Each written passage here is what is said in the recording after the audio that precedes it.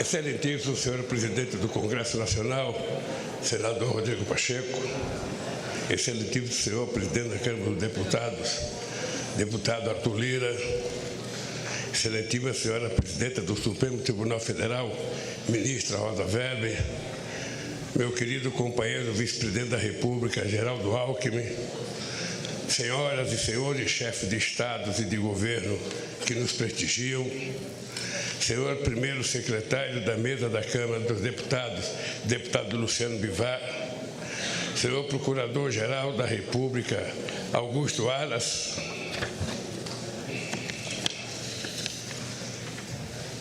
minha querida companheira e esposa Janja, nossa querida companheira e esposa do Alckmin, Lu Alckmin, meu querido companheiro José Sarney, presidente da República, minha querida companheira Dilma Rousseff, presidente da República,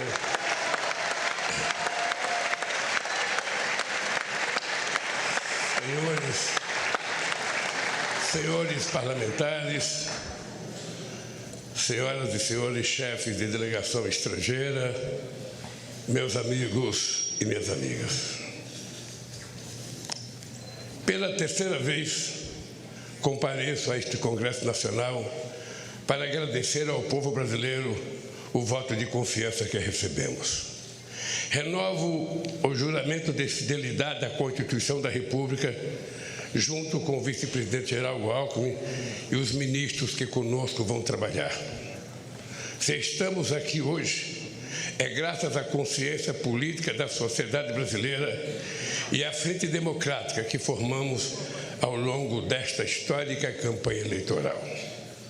Foi a democracia a grande vitoriosa nesta eleição, superando a maior mobilização de recursos públicos e privados que já se viu, as mais violentas ameaças à liberdade do povo, a mais abjeta campanha de mentiras e de ódio tramada para manipular e constranger o eleitorado brasileiro. Nunca os recursos do Estado foram tão desvirtuados em proveito de um projeto autoritário de poder. Nunca a máquina pública foi tão desencaminhada dos controles republicanos. Nunca os eleitores foram tão constrangidos pelo poder econômico e por mentiras disseminadas em escala industrial. Apesar de tudo, a decisão das urnas prevaleceu, graças a um sistema eleitoral internacionalmente reconhecido por sua eficácia na captação e apuração dos votos. Foi fundamental a atitude corajosa do Poder Judiciário, especialmente do Tribunal Superior Eleitoral,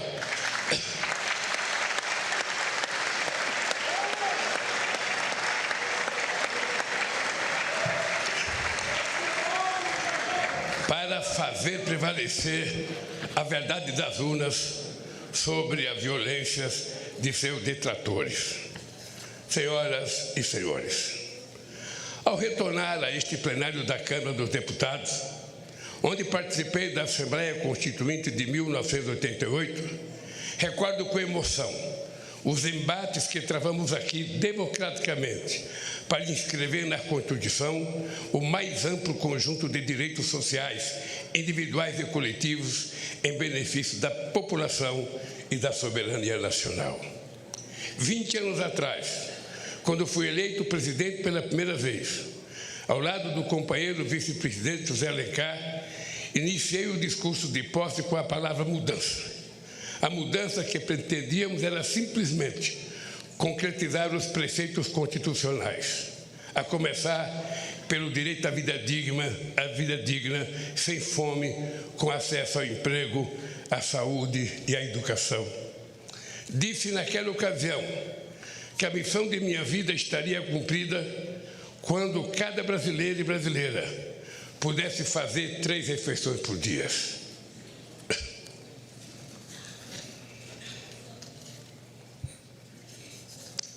Ter de repetir este compromisso no dia de hoje, diante do avanço da miséria e do regresso da fome que havíamos superado, é o mais grave sintoma da devastação que se impôs ao país nos anos recentes. Hoje, nossa mensagem ao Brasil é de esperança e reconstrução. O grande edifício de direitos, de soberania e de desenvolvimento que essa nação levantou a partir de 1988 vinha sendo sistematicamente demolido nos anos recentes. É para reerguer este edifício de direitos e valores nacionais que vamos dirigir todos os nossos esforços.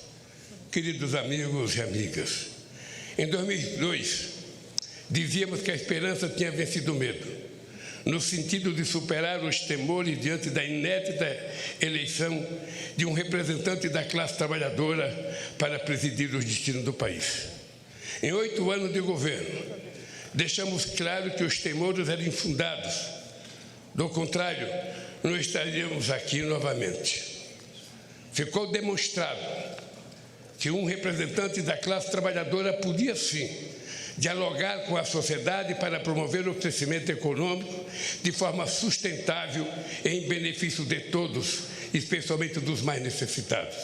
Ficou demonstrado que era possível, sim, governar este país com a mais ampla participação social, incluindo os trabalhadores e os mais pobres no orçamento e nas decisões do governo.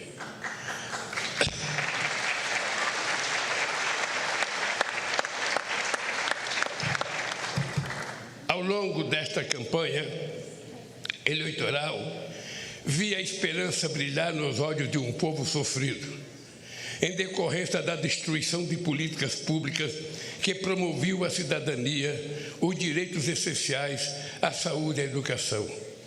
Vi o sonho de uma pátria generosa que ofereça oportunidades a seus filhos e filhas em que a solidariedade ativa seja mais forte que o individualismo cego. O diagnóstico que recebemos do governo de transição de governo é estarrecedor. Esvaziar os recursos da saúde, desmontar a educação, a cultura, a ciência e tecnologia, destruir a proteção do meio ambiente, não deixar os recursos para a merenda escolar, a vacinação, a segurança pública, a proteção às florestas e a assistência social. Desorganizar a governança da economia, dos financiamentos públicos, do apoio às empresas, aos empreendedores e ao comércio externo. Dilapidar as estatais e os bancos públicos, entregar o patrimônio nacional. Os recursos do país foram rapinados para saciar a estupidez dos rentistas de acionistas privados nas empresas públicas. É sobre estas terríveis ruínas que assumo o compromisso de, junto com o povo brasileiro, reconstruir o país e fazer novamente um Brasil de todos e para todos. Eu queria dizer aos deputados e senadores que o resultado da nossa transição, que foi coordenada pelo companheiro Alckmin, será enviada a cada deputado, a cada senador, a cada ministro da Suprema Corte, a cada ministro do Tribunal Superior Eleitoral, a cada ministro do Poder Judiciário, a cada universidade, a cada central sindical, para que as pessoas saibam como é que nós encontramos esse país e cada um faça a sua avaliação. Senhoras e senhores, diante do desastre orçamentário que recebemos, apresentamos ao Congresso Nacional proposta que nos permitiu apoiar a imensa camada da população que necessita do Estado para simplesmente sobreviver. Quero agradecer à Câmara e ao Senado pela sensibilidade frente às urgências do povo brasileiro. Revisto a atitude extremamente responsável do Supremo Tribunal Federal e do Tribunal de Contas da União frente às situações que distorciam a harmonia dos poderes. Fiz assim fiz, porque não seria justo nem correto pedir paciência para quem tem fome. Nenhuma nação se ergueu nem poderá se erguer sobre a miséria do seu povo. Os direitos e interesses da população, o fortalecimento da democracia e a retomada da soberania nacional serão os pilares de nosso governo. Esse compromisso começa pela garantia de do programa Bolsa Família renovado, mais forte e mais justo, para atender a quem mais necessita.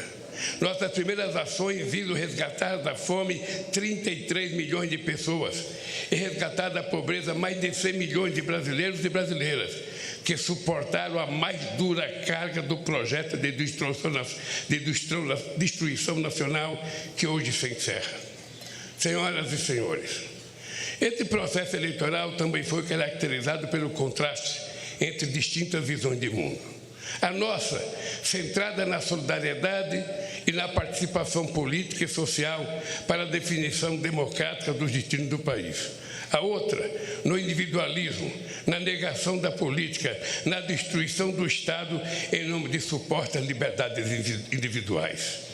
A liberdade que sempre defendemos é a de viver com dignidade, com pleno direito de expressão e manifestação e, sobretudo, de organização. A liberdade que eles pregam é a de oprimir o vulnerável, massacrar o oponente e impor a lei do mais forte acima das leis da civilização. O nome disso é barbárie. Compreendi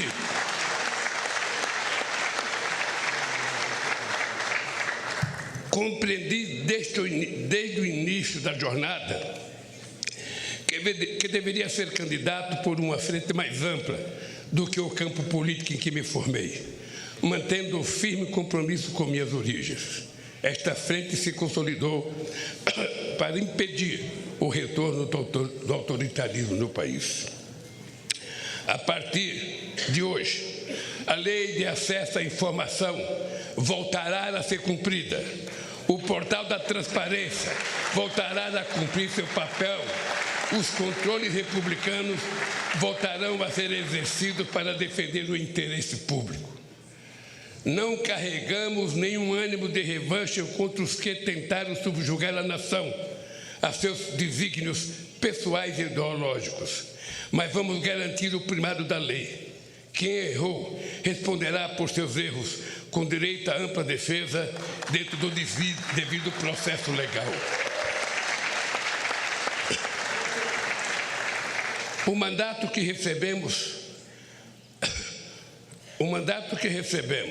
à frente de adversários inspirados no fascismo será defendido com os poderes que a Constituição confere à democracia. Ao ódio responderemos com amor, à mentira com a verdade, ao terror e à violência responderemos com as leis e suas mais duras consequências. Sob os ventos da redemocratização dizíamos: ditadura nunca mais. Hoje, depois do terrível desafio que superamos, devemos dizer: democracia para sempre.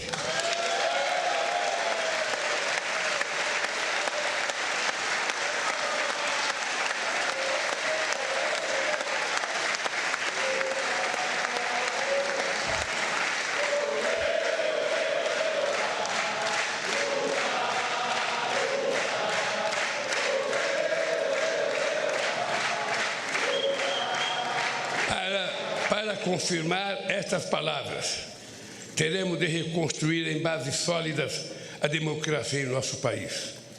A democracia será defendida pelo povo na medida em que garantir a todos e a todas os direitos inscritos na Constituição. Senhoras e senhores, hoje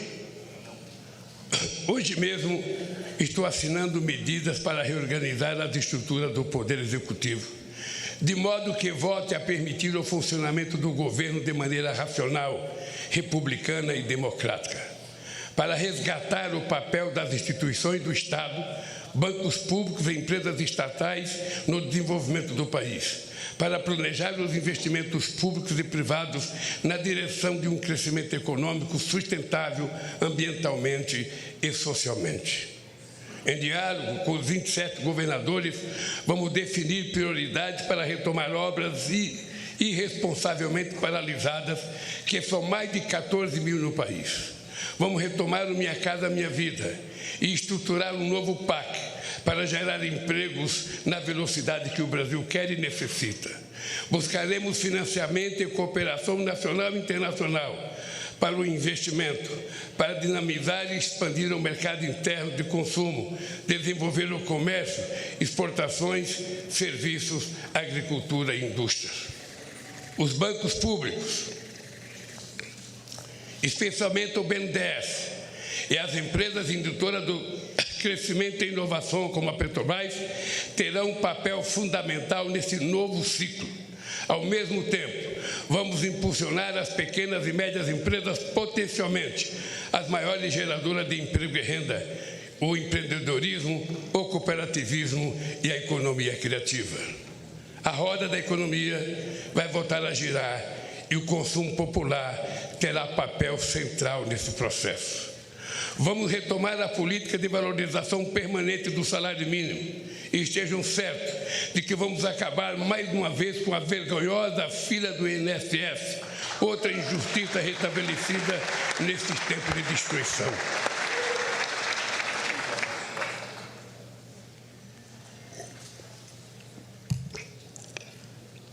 Vamos dialogar de forma tripartite, governo, centrais sindicais e empresariais, sobre uma nova legislação trabalhista, garantir a liberdade de empreender ao lado da proteção social é um grande desafio nos tempos de hoje. Senhoras e senhores, o Brasil é grande demais para renunciar ao seu potencial produtivo. Não faz sentido importar combustíveis, fertilizantes, plataformas de petróleo, microprocessadores, aeronaves e satélites. Temos capacidade técnica, capitais e mercado em grau suficiente para retomar a industrialização e a oferta de serviços em nível competitivo. O Brasil pode e deve figurar na primeira linha da economia global. Caberá ao Estado articular a transição digital e trazer a indústria brasileira para o século XXI, com uma política industrial que apoie a inovação, estimule a cooperação público-privada, fortaleça a ciência e tecnologia e garanta acesso a financiamentos com custos adequados. O futuro pertencerá a quem investir na indústria do conhecimento, que será objeto de uma estratégia nacional planejada em diálogo com o setor produtivo, centro de pesquisas e universidades, junto com o Ministério da Ciência e Tecnologia e Inovação, os bancos públicos estatais, agências de fomento à pesquisa. Nenhum outro país tem as condições do Brasil para se tornar uma grande potência ambiental, a partir da criatividade da bioeconomia e dos empreendimentos da sociobiodiversidade. Vamos iniciar a transição energética e ecológica para uma agropecuária e uma mineração sustentáveis, uma agricultura familiar mais forte e uma indústria mais verde. Nossa meta é alcançar o desmatamento zero na Amazônia, a emissão zero de gás de efeito estufa na matriz energética.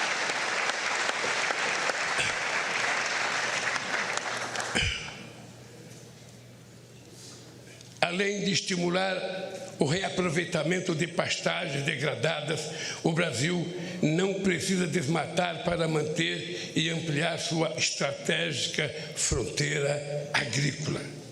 Não é preciso derrubar nenhuma árvore, é só replantar os 30 milhões de hectares de terra degradada que a gente vai poder viver sem derrubar madeira, sem fazer queimada e sem precisar invadir os nossos biomas.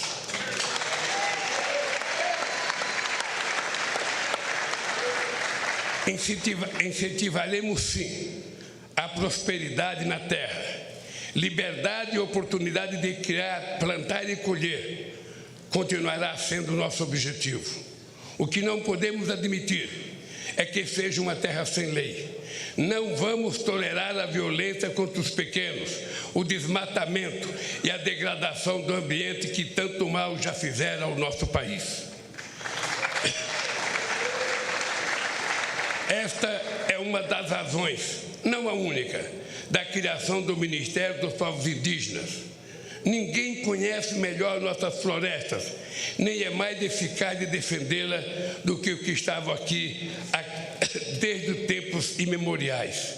Cada terra demarcada é uma nova área de proteção ambiental. A estes brasileiros e brasileiras devemos respeito e com eles temos uma dívida histórica.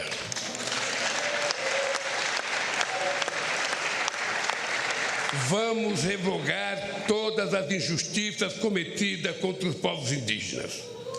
Queridos amigos e amigas, uma nação não se mede apenas pelas estatísticas, por mais impressionante que sejam. Assim como o ser humano, uma nação se expressa verdadeiramente pela alma de seu povo.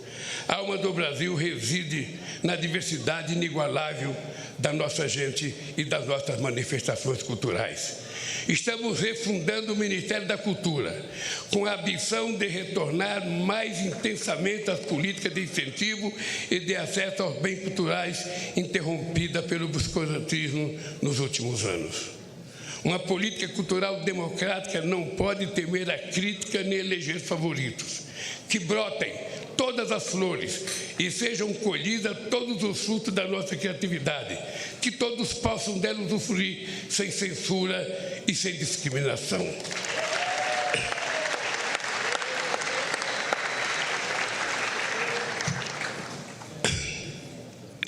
Não é admissível que negros e pardos continuem sendo a maioria pobre e oprimida de um país construído com o suor e sangue de seus ascendentes africanos. Criamos o Ministério da Promoção da Igualdade Racial para ampliar a política de cotas nas universidades e no serviço público, além de retomar as políticas voltadas para o povo negro e pardo na saúde, educação e cultura.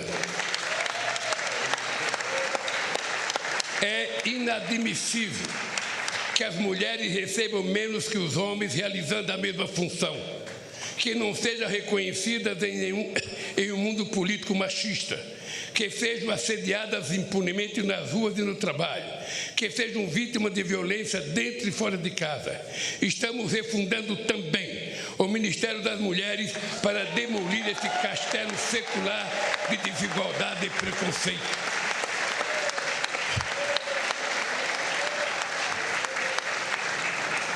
Não existirá verdadeira justiça num país em que um só ser humano seja injustiçado.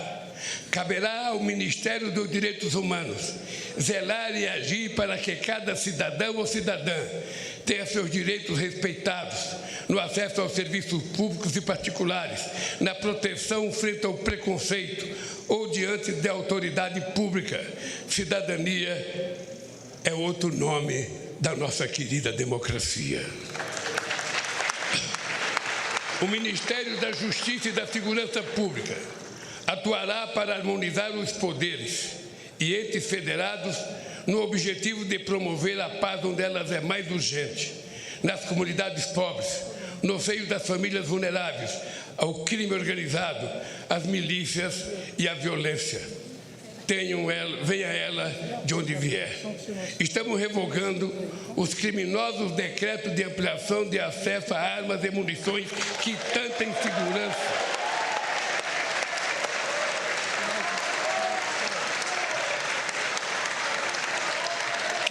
insegurança e tanto mal causaram às famílias brasileiras.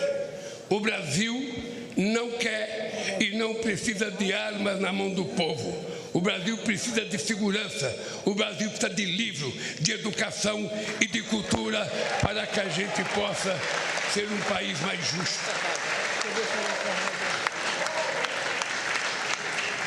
Sob a proteção de Deus, inauguro este mandato reafirmando que no Brasil a fé pode estar presente em todas as moradas, nos diversos templos, igrejas e cultos. Neste país, todos poderão exercer livremente sua religiosidade. Senhoras e senhores, o período que se encerra foi marcado por uma das maiores tragédias da história, a pandemia de Covid-19. Em nenhum outro país a quantidade de vítimas fatais foi tão alta proporcionalmente à população quanto no Brasil. um dos países mais preparados para enfrentar as emergências sanitárias, graças à competência do nosso Sistema Único de Saúde e da competência de vacinação do nosso povo.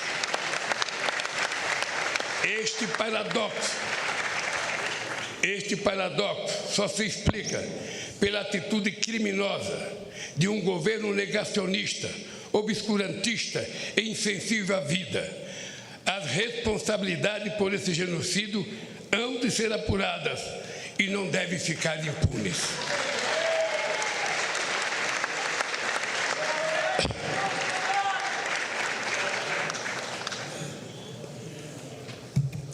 O que nos cabe no momento é prestar solidariedade aos familiares, pais, órfãos, irmãos e irmãs de quase 700 mil vítimas da pandemia. O SUS é provavelmente a mais democrática das instituições criada pela Constituição de 88. Certamente por isso foi a mais perseguida desde então e foi também a mais prejudicada por uma estupidez chamada teto de gastos que haveremos de revogar.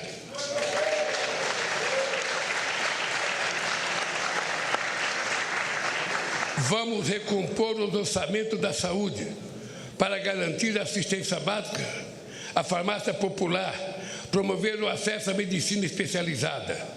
Vamos recompor os orçamentos da educação, investir em mais universidades, no ensino técnico, na universalização do acesso à internet, na ampliação das creches e no ensino público em tempo integral.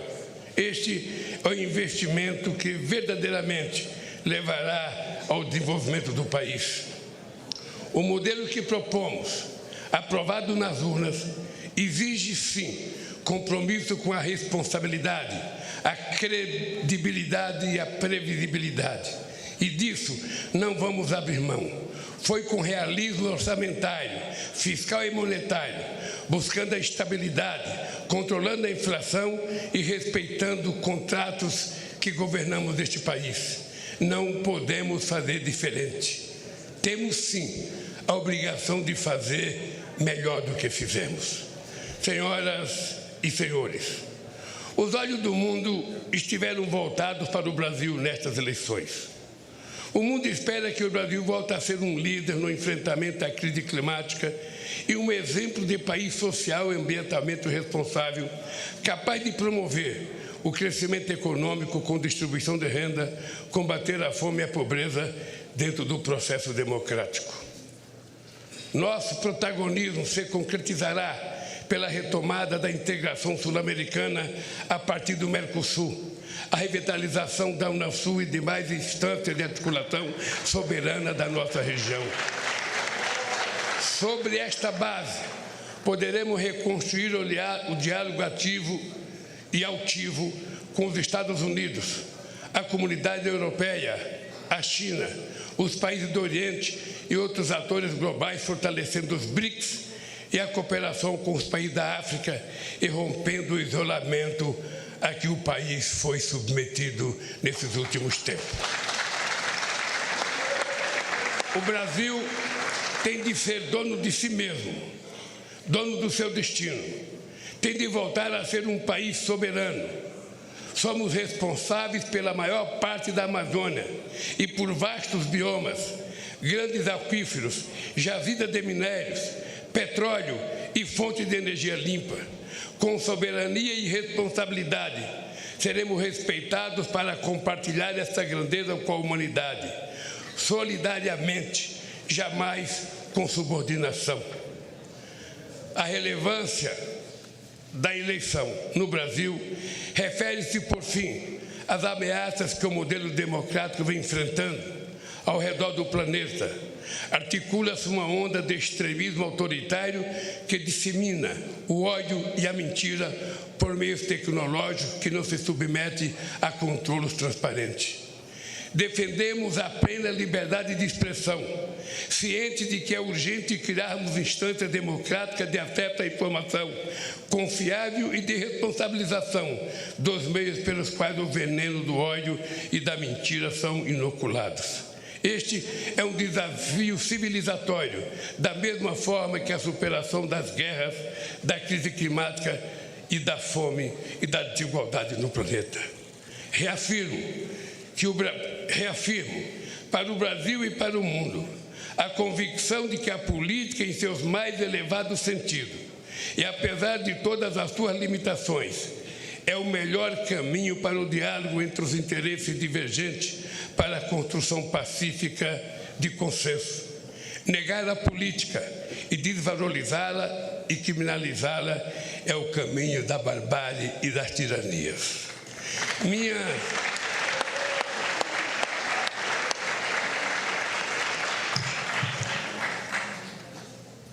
Minha mais importante missão, a partir de hoje, será honrar a confiança recebida e corresponder às esperanças de um povo sofrido, que jamais perdeu a fé no futuro, nem em sua capacidade de superar os desafios. Com a força do povo e as bênçãos de Deus, haveremos de reconstruir esse país. Viva a democracia! Viva o povo brasileiro! Muito obrigado, companheiros!